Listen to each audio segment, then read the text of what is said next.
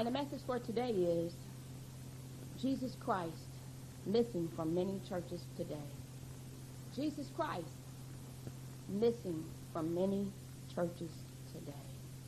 And you know, this is the reason, Jesus Christ is the reason for the season, but he should be the reason for your season every day.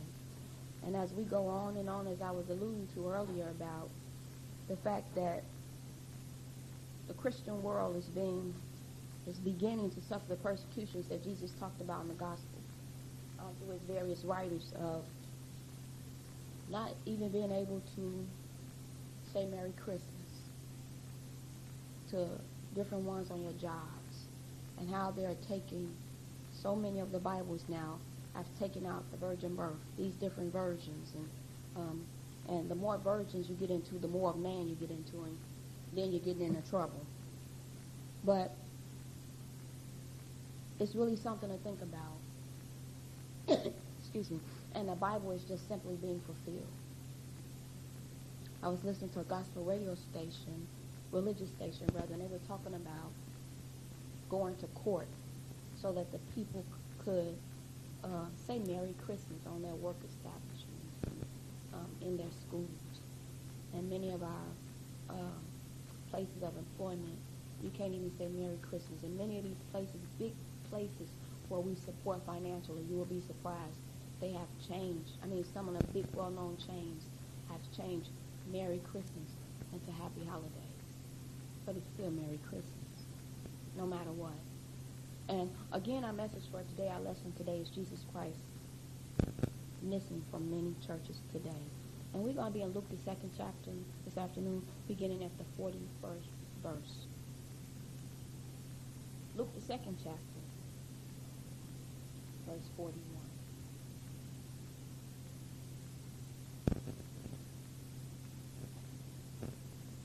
And while we may have Jesus Christ illuminated on the outside of our buildings, Jesus Christ is really missing from many of the churches that he gave his life for. Beginning at verse number 41, I want to encourage you to get yourself a notebook and a pen. Write these scriptures down, what people are saying over you, and have your prayer time when you get home. Read over them and see if what we're saying is really in the Bible. Verse 41 says, now his parents, and Luke the 2nd chapter, verse 41. Now his parents went to Jerusalem every year at the feast of the Passover. And when he was 12 years old, they went up to Jerusalem after the custom of the feast. And when they had fulfilled the days, as they returned, the child Jesus tarried behind in Jerusalem, and Joseph and his mother knew not of it. So if your Bible is a workbook, I want you to underline verse number 43. Again, it says, and when they had fulfilled the days, as they returned, the child Jesus tarried behind, which means he lagged behind, and Joseph and his mother knew not of it. But they, supposing, speculating, guessing, assuming him to have been in the company, they went a day's journey, and they saw him among their kinfolk and acquaintances. And when they found him not, they turned back again to Jerusalem, seeking him. And it came to pass that after 3 days they found him in the temple, sitting in the midst of the doctors, both hearing them and asking them questions. And all that heard him were astonished at his understanding and answers. And when they saw him, they were amazed. And his mother said unto him, Son, why hast thou thus dealt with us? Behold, thy father and I have sought thee sorrowing. And he said unto them, How is it that you have sought me? Wist ye not that I must be about my father's business? And they understood not the saying which he spake unto them. And he went down with them and came to Nazareth, and was subject unto them. But his mother kept all these sayings in her heart. Jesus Christ, missing from many churches today. Now, think about this. This is so marvelous and is so on time for the Christian world today. Now, this was a habitual thing, as you can see here, that the parents of Jesus did every year. They went up to the temple to worship. Never checking, never double checking, but just assuming that all was well. Just assuming that Christ was still there in the midst. Never checking. Never looking around. but just assumed that Christ was there. And notice all the time that was wasted as they were trying to find him again. It says here in verse 44, but they, supposing him to have been in a company, they went back a day's journey. Notice that in 44, they went back, looking for Jesus among the kinfolks and acquaintances. They weren't really sure where he could have been. Look how much time had been wasted. They had took their eyes off of Jesus. 12 years old. What was it that really captivated their attention? The Bible doesn't tell us. But we can speculate today. Maybe it was the excitement of the festivities, that this was something that was going on yearly. Maybe they assumed because Jesus had never did this before that he would never do it. But in verse 44 it says, supposing him. Supposing him. And that's just the mark of many of our churches today, many of our homes today. We let our guards down. We let our guards down. And Adam and Eve is a prime example of that. And the call of God was upon Adam's life. He never, ever once suspected that his precious, beautiful Eve would bring home deceit and deception. But again, it says here in verse number 44, supposing him. Supposing him. And how many of us have been deceived just by that word, suppose? Well, I thought, I anticipated, I expected, but never really checking, never really thoroughly searching. And the Lord tells us that we'll find him if what? We diligently seek after him. He said nothing will come upon us if our eyes are stayed upon him. He said nothing will come upon us. He was coming for a church that was what? Looking for him. But it says Joseph and Mary, they supposed he was there. They thought he was there. And many of our churches who have started out on the right path, still supposing that Christ is still in the midst. But how can he be? How can he be? We have changed so many of our foundations of our churches. We started out on the premise of the blood. We started out on the premise of holy living. That's what we built our church on. That's what our charter was about. You know, saving souls, getting people to repent, you know, teaching about redemption and regeneration and teaching about sanctification. And we've turned away from that, supposing Christ is still with us. But how can he be? How can he still be with us in our homes when we've torn down the family altar? The discipline, where is the discipline for our children? But yet we suppose Christ is still in the midst of us. And again, that other verse, it says there, and it came to pass that after 3 days, we don't have 3 days spiritually. Jesus Christ missing from many churches today. And I thought about the church that I grew up in. They didn't really have it all together about the baptism of the Holy Ghost. But what they did really emphasize was holy living, and that young girls and women ought to be chaste and keep themselves. And when it came down to the Holy Sacrament or Holy Communion, it was really sacred. It was precious. And how we used, those mothers would sit on the morning bench on that communion day singing about Calvary and take me to the cross. And when people went to be baptized, it was really something. And how the pastor hammered into us about good morals and good standards. And they didn't just let everything and anybody come into the pulpits to preach over us. But in our society, we suppose that Christ is still with us with all of the havoc and all of the things that we're allowing to come into our churches. And not only into our churches, but into our homes. But it said that Mary and Joseph, they traveled for 3 days, and we don't have 3 days. We just don't have that. There are a lot of Christians who say that they are of Christ, but they're not. Just carrying a label. Just carrying labels. But it's not really in our hearts.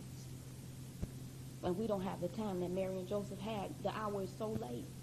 The hour is so late. And you know, when you come to church, you're supposed to have already done the work at home. Did you know that? You're supposed to come with that sweet fragrance. You're supposed to come with that sweet fragrance. Go with me, if you will, to Proverbs, the 16th chapter, verse number 25. Jesus Christ missing from many churches today.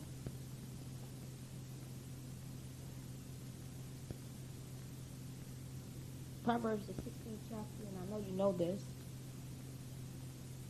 25th verse, it said, there is a way that seemeth right unto a man, but the end thereof are the ways of death. And you can see the decline in not only Pentecostal movement.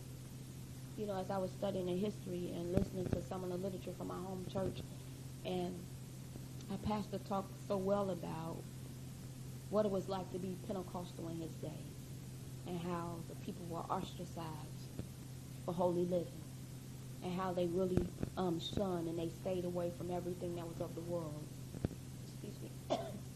The movies and the music, and just conducting themselves morally and ethically sound. And, you know, he emphasized what good stewards that people in the church of that time were, and that a handshake was stronger than a contract of our day.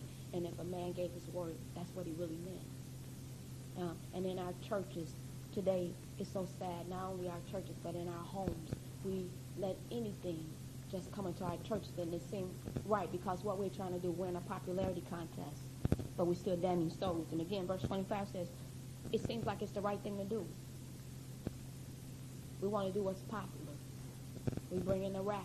We allow people to go in the basement and smoke, and we take people to the riverboat. It seems right to bring in people who have charisma and charm and can sway the congregation. But where's the redemption message? We should still be preaching the same message that John the Baptist did. Flee the wrath to come.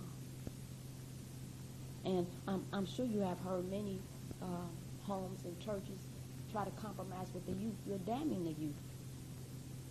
You're damning the youth. We are making crippled adults.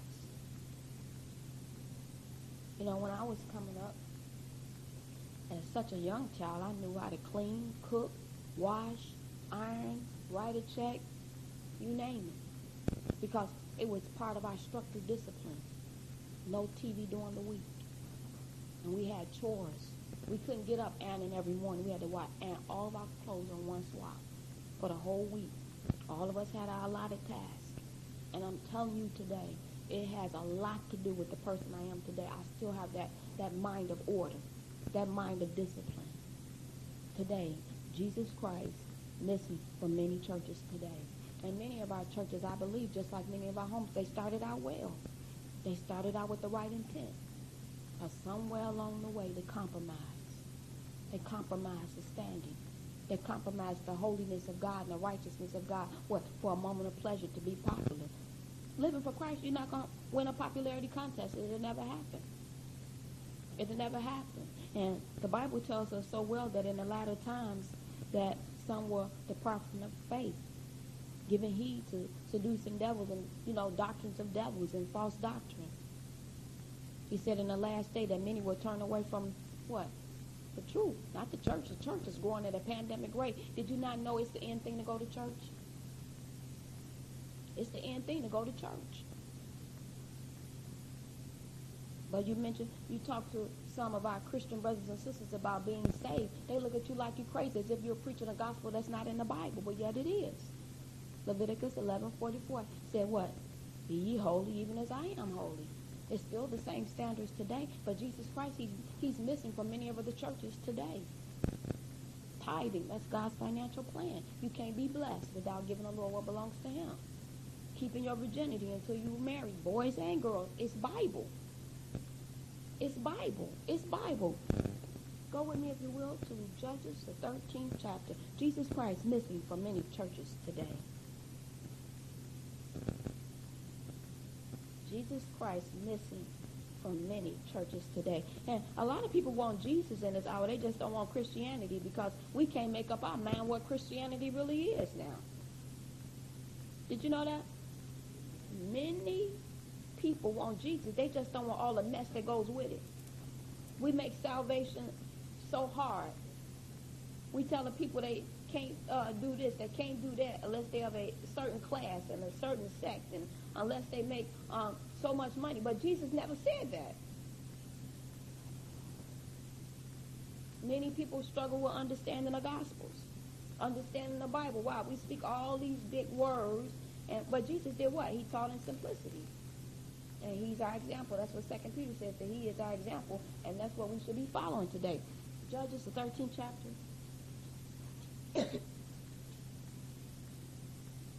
Now, you all know this story. It's about Samson. And Samson was a chosen vessel unto God. It says here in chapter 13 of Judges, verse 1, and the children of Israel did what? Evil what? Again.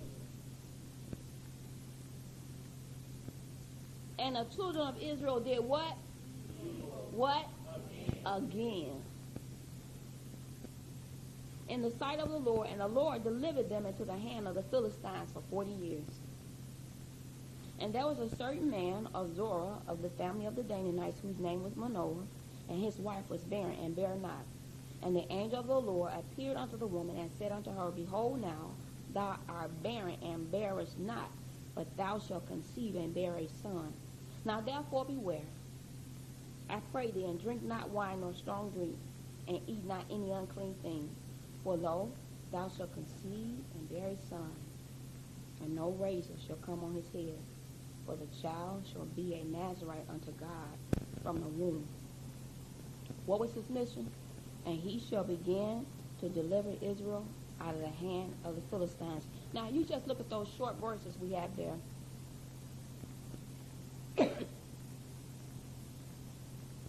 And Samson's life is planned out. His parents were given very specific instructions. The Lord, through the angel, told Samson's mother and father their history, where they came from. They came from a place of barrenness.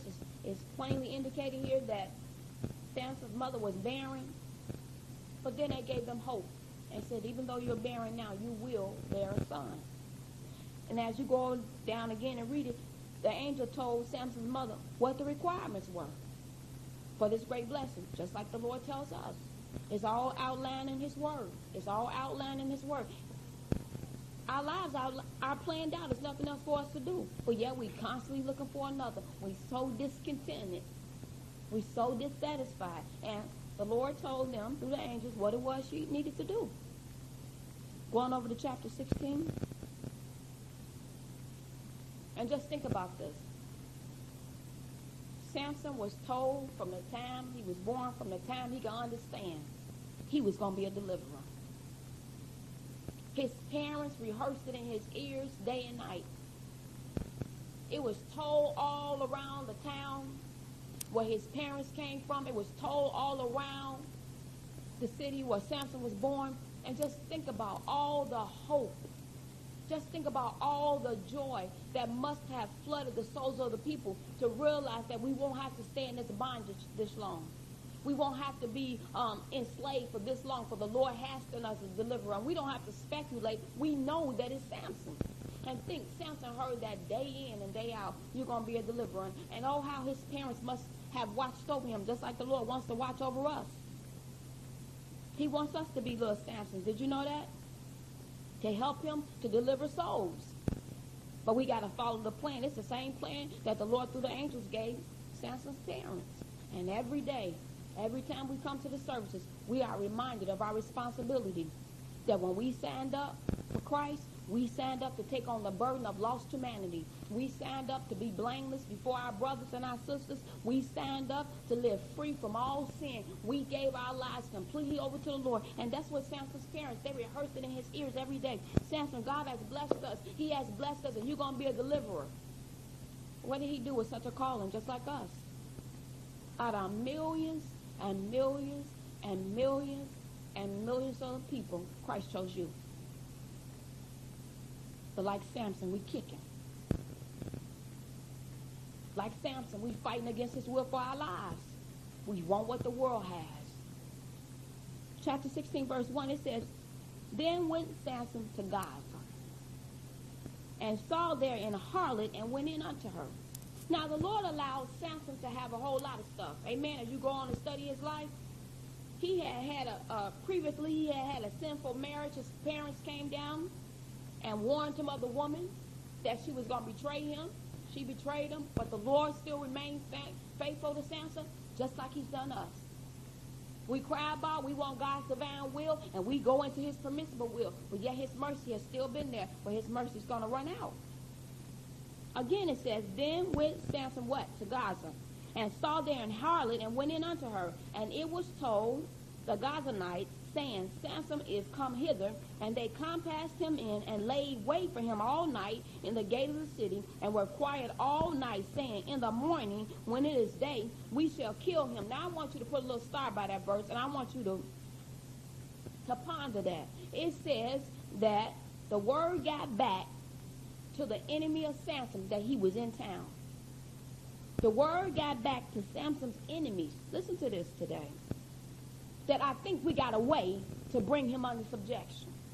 They all had heard the story. Listen, Samson's enemies too had heard about that Samson was a deliverer. They had tested him. They had tried him. They knew physically he was undefeatable. So they had to try to come up some other way. And the word says here, in verse number 2, they waited for him what? All night. Just like the enemy is waiting for you. Jesus Christ, missing from many churches today. Jesus Christ, missing from many churches today. And again, when I was coming up in our little church, as I mentioned before, they lacked some things, but it wasn't about money. It wasn't about money, but it was about helping people and how we would go out and take the Holy Sacrament to those who were bedridden. And we would go out, we would go and visit the hospitals and really care about people. And many of our churches, through the news and the radio, we are being charged for embezzlement and swindling and taking up people's money. Jesus Christ, he's missing from many churches today. He's missing. And it says here what? That the people lie wait all night for Samson. They found out what it was that he liked. They found out what was his temptation. Church is not going to be destroyed from the outside. Home's not going to be destroyed. Ain't nobody coming from the outside in your home turning your TV set over. No. It's some people that's in that house. It's the people in the house. And the word tells us in the gospel, unless Christ build the house, he that built it in vain. Now, we all started out one way. But is Christ still the center of our church, your church at home, where you have dinner with your family? Is he still the center of your marriage, your relationship with your children? Is he still the center on your job? If not, you better read verse 2 again. It said they lied all night. They was waiting for him. And the enemy, he waiting for you. He know what you like. He know what's on your mind. He know what you desire, good or bad. He used to have your mind. He knows the pattern of your mind before you gave your mind to Christ. Amen? He know what could get you to take a second look or a third look. He knew how strung out you were maybe on pornography. Oh, yes. It says they lie away for Samson all night. It's no different. The enemy doesn't care anything about us gathering here today and writing down notes and listening to the singing. He's not moved by that. But don't get the singing. Don't get the word in you to change you. Then he's going to be after you. Redemption. Redemption is the same gospel message. Did you know that's what the season was about? Christ came to redeem a lost world. David said in the 51st number of Psalm, we was all shaped in iniquity and in sin. Our mothers conceived us. All of us here today, we were born needing a Savior. And that's why he had to come. There was no way back from the time that Adam fell. There was no way back. It was no way back till the wise men went and they saw that toddler there. Christ was about redemption. That's supposed to be our message. Jesus Christ, missing from many churches today. We have everything going on in our homes. Our churches, many of them political forums. We allow everybody, everything that seems like it's good. They lie in wait for us in the night. Verse 3, and Samson lay till midnight and rose at midnight and took the doors of the gate of the city and the 2 posts and went away with them, bear and all, and put them upon his shoulders and carried them up unto the top of a hill that is before Hebron. And it came to pass afterward that he loved the woman in the valley of Sorek, whose name was Delilah. And the lords of the Philistines came up unto her and said unto her, entice him and see wherein his great strength lieth, and by what means we may prevail against him, that we may bind him to afflict him, and we will give thee every one of us 1,100 pieces of silver. It's the same thing that's happening to our churches today. It's the same thing happening in our homes today. It's the same thing happening in our marriages and on our jobs. It's the same thing. Read it for yourself. It's the same thing. He said what? Entice him and see wherein his great strength lieth. And the gospel teaches that if the enemy can ban a strong man, he can take the house. And again, people not going to come outside that door and come up in here and destroy the church. But if the devil can get you discontented, not able to face truth, huh? He's so quiet today. If he can get you to rise up, if he can get you to bicker, if he can get you to mumble, and then each one can reach one. Right? In the home, ain't nobody going to come inside your house that you paying rent for and turn your house over. But your friend strife will get you. Envy will get you. Anger will get you. Unforgiveness will get you. Oh, yeah. Lie in wait. Say, entice him. Entice him. See where his strength lieth. And we have to value what we have. We have to value what we have. And what got to Samson? He could never be contented with his calling. Sound familiar, don't it? We can never be content with, just as a Christian world, we're living holy and free from sin. We have to preach to people that what? These not the days of Jesus. Nobody can live free from sin. It's a lie of the devil. You must be born again. That's what Jesus told Nicodemus. He said, you got to be born again. It's still the same today. After all of these thousands of years, it's still the same. You must live free from sin. But what has happened? We have compromised. We've allowed people to come in and entice us, and they found out where our strength lies. What we had our eyes set on. And our youth. They're so unstable. You're talking about praying for the world. Our young people in such an identity crisis. It's the end thing to be a lesbian, a homosexual. Did you know that? It's the end thing to be a lesbian, a homosexual. Listen to me today. It's the end thing to be a lesbian, a homosexual. Romans 1:21 said, because when they knew God, they glorified him not as God. So he turned them over. And even women doing the unseemly, the unnatural thing. Oh, yes. Oh, yes. Oh, yes. It's Bible. It's Bible. We're going to hell. Jesus Christ. Listen, from many churches today, we are supposed to be a one-stop shop. People are supposed to come and be able to get help, be uplifted, be encouraged. Marriage is supposed to be mended. Boys learn how to be men in the church. Girls learn how to be women in the church. But if we molesting them,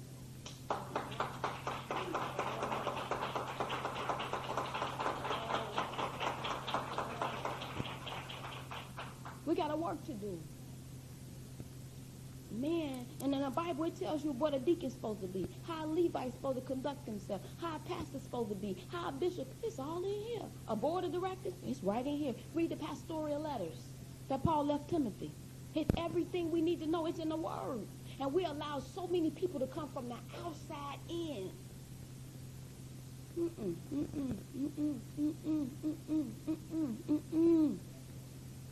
We should not have to go outside the church for one thing. The talents, the gifts. And I've had people, next year we're moving.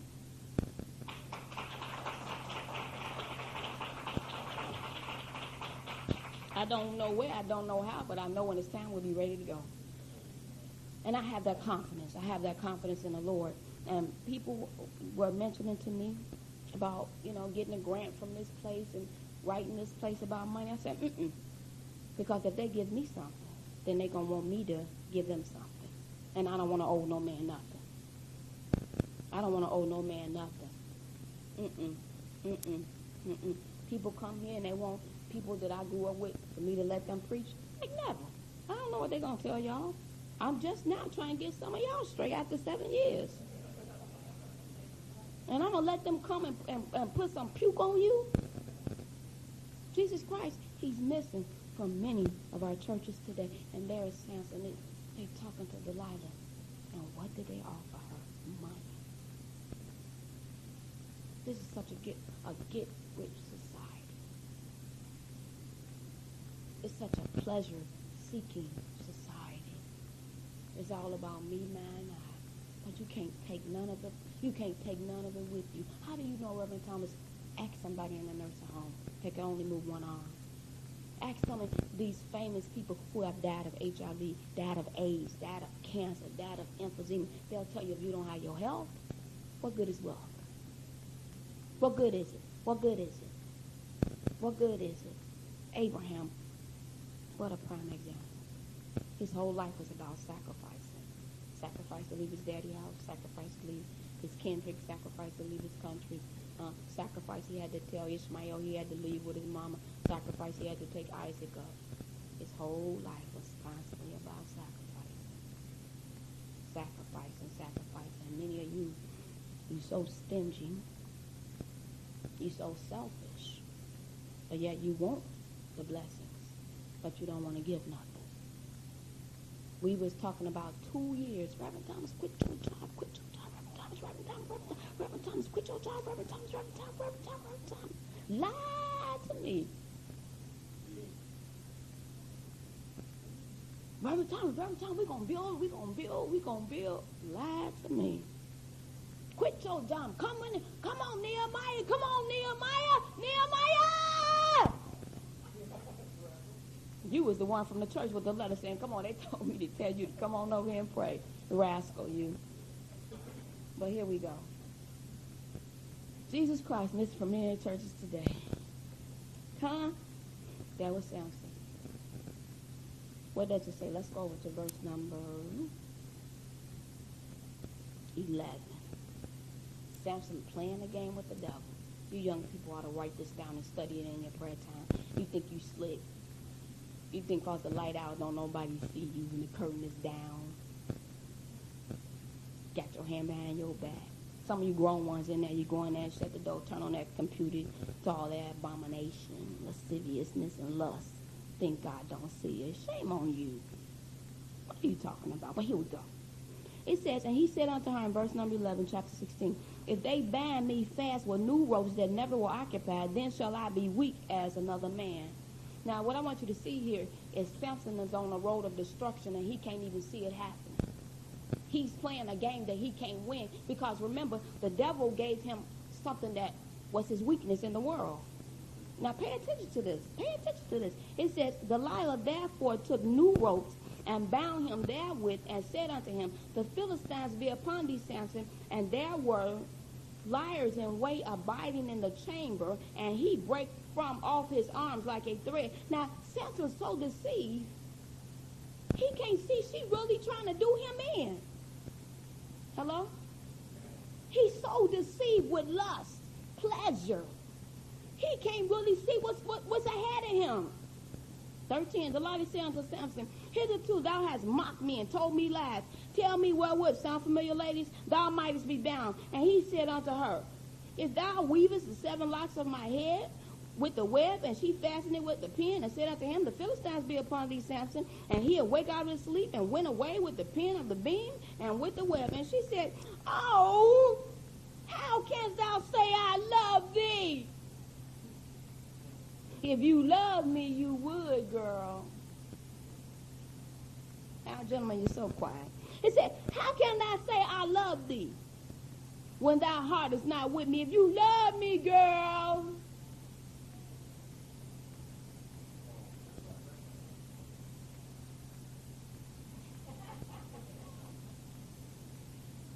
Come on, girl. If you love me.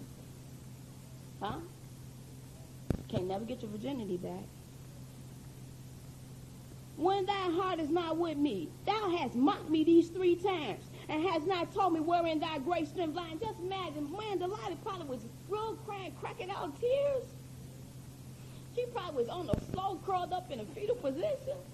You know how we can get women when we want something. You said, oh, you don't love me. I'm going back. I'm going back to mama. Is your heart stopping? You want to run over, baby, baby, baby, and then you know, he patting you on your shoulder, you're going, got him.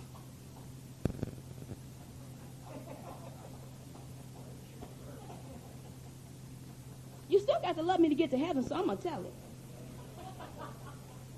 You know the games we play. Huh? What's that song one of them old singers used to sing?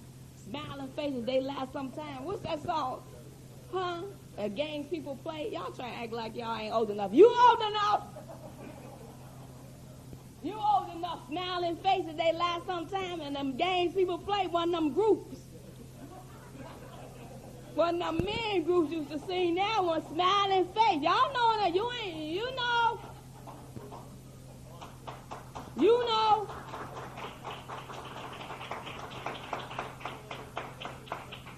But this is what getting the church is, verse 16. And it came to pass that when she pressed him daily, that's it. How could she have been successful? He was an undecided man. He wanted the both worlds. He wanted to enjoy the power of God, but he wanted the pleasure of sin. It's not going to work. And it's the same way today.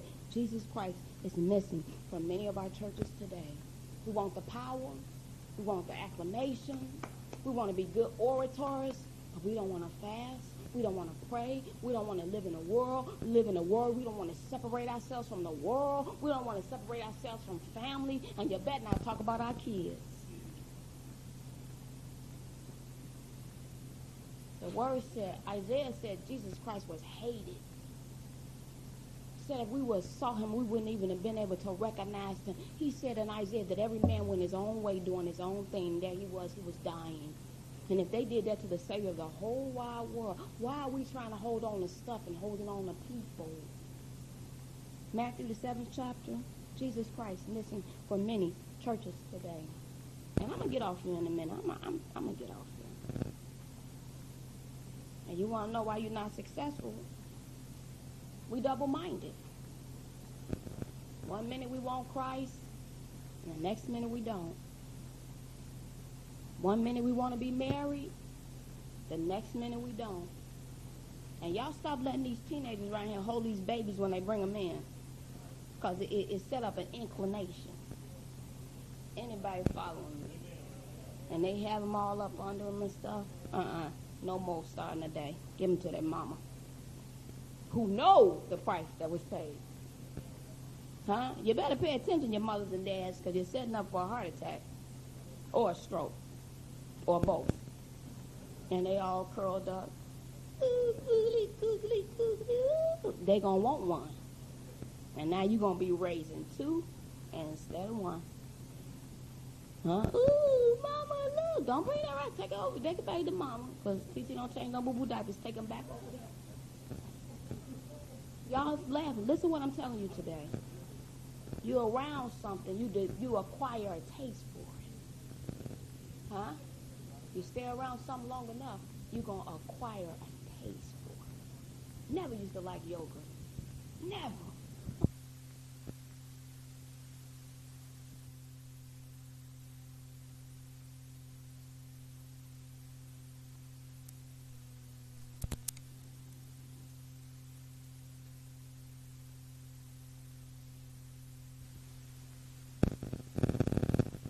Never used to like yogurt. Never. On my job, we got different races. They just eat that yogurt. And then somebody said it was good. I said, good for me. I like yogurt. I acquired the taste. Because what I saw others was doing, it happened to be good for you, by the way. It happens to be good for you, by the way. It helps your stomach. Huh? I watch people, and they come in all kinds. I said, well, I like banana. I like strawberry. I acquired it by observation. Then I wanted it. And what? What does it say? And what? Many. Many there be which go in thereat. That's how Israel got their first king. They saw what everybody else was doing. Verse 14 says what? Because straight is the gate, and what? Which what? It leads where? It leads where? And what? That find it. Now, that's a powerful statement. Few that be that what? You ain't going to find something you ain't what?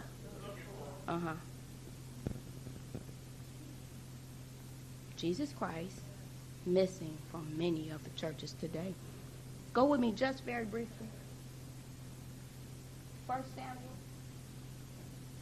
the 8th chapter. Now, I want to show you something real quick.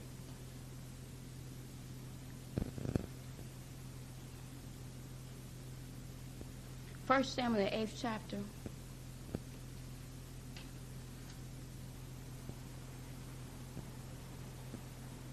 Starting with verse 1. It says, and it came to pass, when Samuel was old, that he made his sons judges over Israel. That's 1 Samuel chapter 8, verse 1. Now the name of his firstborn was Joel, and the name of his second was Abihai. They were judges in Beersheba.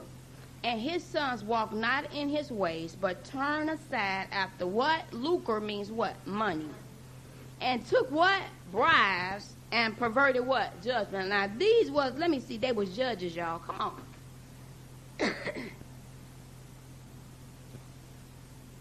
Poor Samuel had no inheritance to lead the people. See what I'm saying? Jesus Christ missing from many churches today. Verse 4, then all the elders of Israel gathered themselves together and came to Samuel unto Ramah, and said unto him, behold, thou art old, and thy sons walk not in thy ways. Now make us a king to judge us like what? Everybody else. Huh? Our kids want to be like what? Everybody else. If you see some of our churches on TV and you turn the sound down and you put on one of these other stations and just turn the sound down, you can't tell who is what. Because we want to be like everybody else. But I thought Christ called us out of the world. In Galatians, Paul told them, he said, are you so foolish?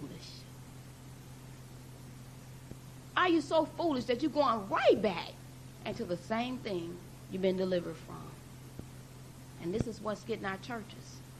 This is what's getting our homes. We want to be like everybody else. Our kids come home with that popular, that slang, and we permit it. Everything somebody bring in the church, we let them have it. Becoming just like all the other nations. Because something is popular does not mean that it's right. It says here in verse number 6, but the thing displeased Samuel when they said, give us a king to judge us. And Samuel prayed unto the Lord. And the Lord said unto Samuel, hearken unto the voice of the people and all that they say unto thee. For they have not rejected thee, but they have rejected me, that I should not reign over them.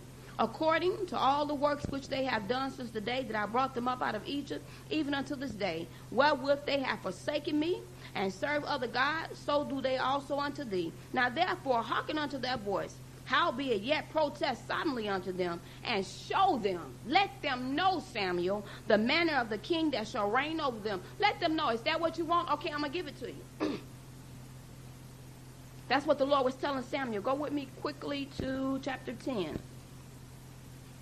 Wanting to be like everybody else. Don't you know people fakes? Don't you know people phonies? Y'all ever heard of makeup? Makeup had what? Discoloration, blemishes, flaws. People only show you what they want you to see. Ain't nobody perfect. Good afternoon. That means you. Christ admonished us to be perfect how? In love. But all of us need a rewiring, don't we? Don't you think so? Our electricity, our soundboard done went bad. We need a new motherboard. That's what they put in your computer to run everything. It's shot. It done crashed. It says here in the 10th chapter, then Samuel took a vial of oil and poured it upon his head and kissed him and said unto him, is it not because the Lord have anointed thee to be captain over his inheritance? Go down to verse number 6. Saul was so transformed. And the Spirit of the Lord will come upon thee, and thou shalt prophesy with them, and shall be turned into another man. We can be different. We can be just like Christ wants us to be. You could be the husband, you could be the wife, you could be the son, you could be the daughter, you can be the vessel Christ wants you to be. Now think about this, how Saul had been, but it tells you so plainly in verse 6, he changed his soul greatly. He changed him so wonderfully. He said, you're going to be another man. I'm going to give you a different heart. I'm going to take out that heart of stone. I'm going to give you a heart of flesh that you'll obey me. And Saul, he started out well, but then Jesus Christ, listen, for many churches today, said you ran well, but what hindered you? All of us here today, we can sing that song, I've started for heaven. But can we say I'm going through? Just asking. It's so easy to compromise. It's so easy to give in to pressure. It's so easy just to be like everybody else because that pressure is put on you. That pressure is put on you. And oftentimes that pressure is put on you because you're indecisive. You don't know. But when you make your man up, let the storms come because he promised you in Isaiah 43. He said, then you ain't going to drown. You won't burn up. Ask Shadrach, Meshach, and Abednego. Said they came out, they didn't even have a stench of the fire on their clothes. What are you talking about? But when you stand up, Ezekiel, stand up, boy, and I'll talk to you.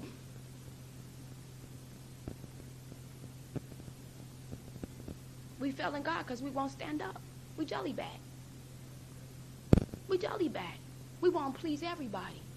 You better please God. That's what Luke 12:4-5 says. Don't worry about the one that can kill you. But worry about the one that can kill you and then what? Put your soul in hell. We don't fear God today, not the way we should. The altars will be packed right now, even while I'm preaching. Y'all be right there praying while I'm preaching. We lost the reality of the soon coming of our Savior. And he became another man. And then it goes on through the other chapters and it tells you about his victories. It tells you about the victories he had. But finally in chapter 15,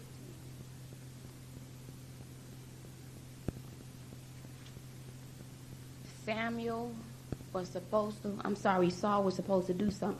First of all, Saul already started out being disobedient. The first commandment that Samuel told him to do was what? Wait. He told Saul, I'm going to meet you, boy. I think he said in 7 days. And we're going to offer up a sacrifice together. Saul got impatient because of the what?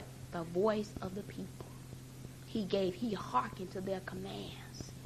Just like our churches. We have hearkened to the commands of the people. We let everything go on. We tiptoe around sin.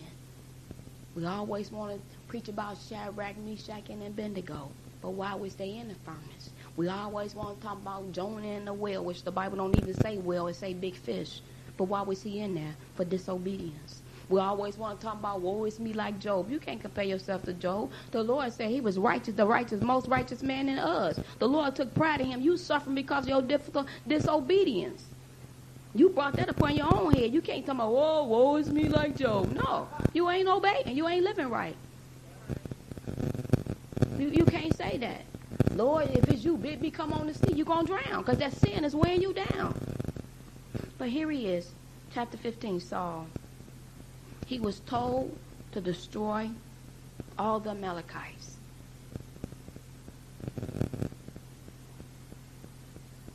Listen to me. He was told to destroy all the Amalekites. Now, he had already disobeyed once or twice before. But the Lord was coming to the end of his long suffering with Saul. Now, the Lord found the best quality king he could find. Now, check out the modesty of Saul when he first started out to now. When they crowned him to be king, what did they have to do? They had to go find him because he was where? He was hiding. That's how humble he was. But now, he can't even fulfill a commandment of the Lord. He was anxious and he was impatient. Notice this. Notice this. He wanted what he wanted when he wanted it. And Samuel told him to kill all the Amalekites. But he didn't.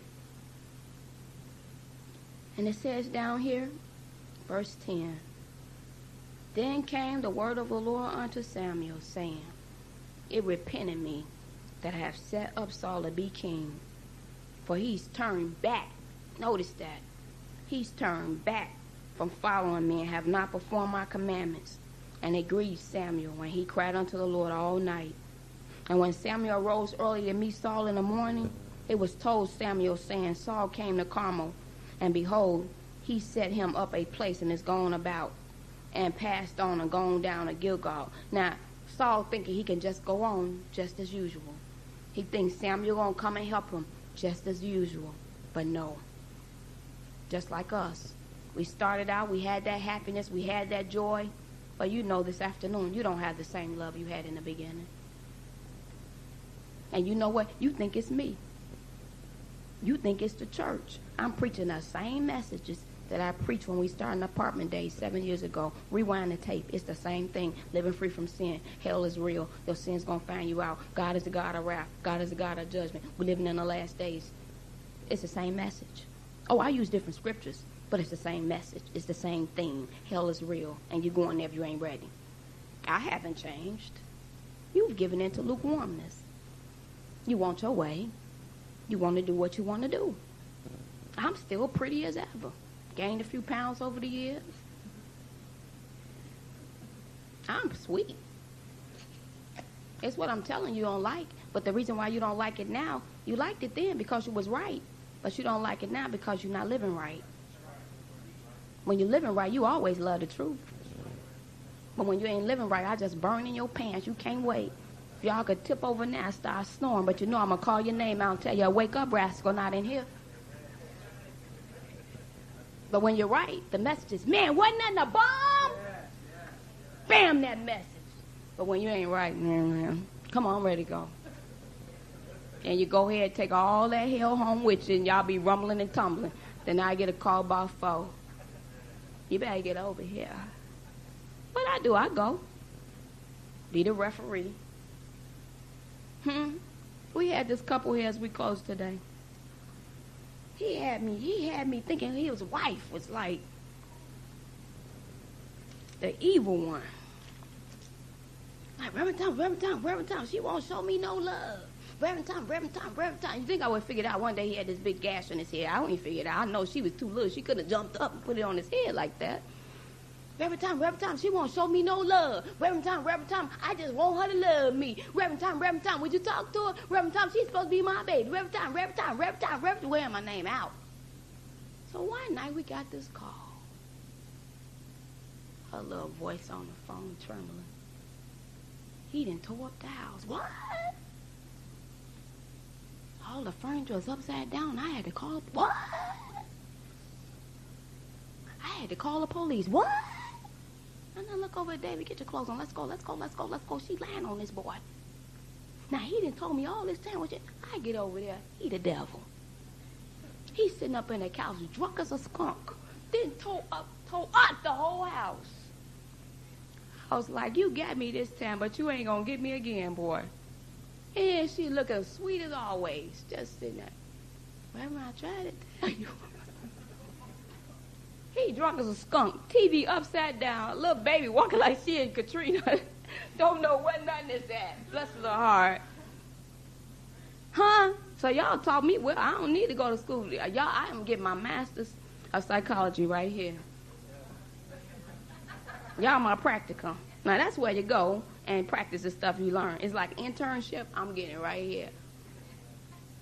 I'm going to go right to MD when y'all get finished with me. Huh? Sitting up there drunk as a skunk, house tore up. Yeah, bro, I just want her to love me. And she's sitting there just as sweet. I felt so foolish. I just looked over at David because we had this conversation about what the plan was going to be when we got there. I was dumbfounded. I just looked. I was like, you just never know. You just never know. Jesus Christ missing from many churches today. Is he still real in your life like he was when you first came through those doors? Some of you have been with me from the very beginning since we started this ministry. And you're so dissatisfied. No matter what I do, no matter what I say, I can't please you. So I've decided to please God instead. Discontented. Man, lied to me so many times. You're going to do this. You're going to do that. I'm sorry, Reverend Thomas. I know, Reverend Thomas. Please, Reverend Thomas. Reverend Thomas, don't put me out to church. Reverend Thomas, don't call the police on me. I said, okay, because I will call the police on you. Start boxing up in here. You going out that door. in handcuffs. This ain't no fighting arena. Ain't no boxing finna get done up in here. What you talking about? I'm gonna let you throw a punch? No. Not in the house of God. It's ridiculous. And if you done that to me, what have you done to God? But yeah, he just keep letting your years roll on. He just keep on letting you live. But brothers and sisters, I tell you today, be not deceived. God is not mocked. Whatever you're doing, it's going to find you out. And it's something to be in a position and nobody wants to help you. It's something to need God. And see how bad Saul's man went? He thought he could go up to the witch of Endor and conjure up Samuel. Samuel ain't coming back from heaven to talk to him. He was talking to a demon, a familiar spirit, seances. You cannot talk to the dead, Christian brothers and sisters. It's Bible. But see how his man went? It's so many people not in their right minds today. But look at the opportunity you have. Alzheimer's, it's on the rage. People, young people walking down the street talking to themselves, y'all. And I just can't help to think, not judging them, I can't help to think how many of them started out with Christ and now have turned back from following him. What about you today? You start out for heaven, you start singing that song, sign me up for the Christian Jubilee, write my name on the road. What's the other song? If I die, let me die. Army of the Lord, if I die, let me die now in the arm of me. I can't even get you to clap on that verse now. There's a war going on, y'all. Fighting for my life. I'll be like, yeah. Start lip syncing. Ain't no volume coming out no more. But when we first started, it was like, there's a war going on now. Now you're going.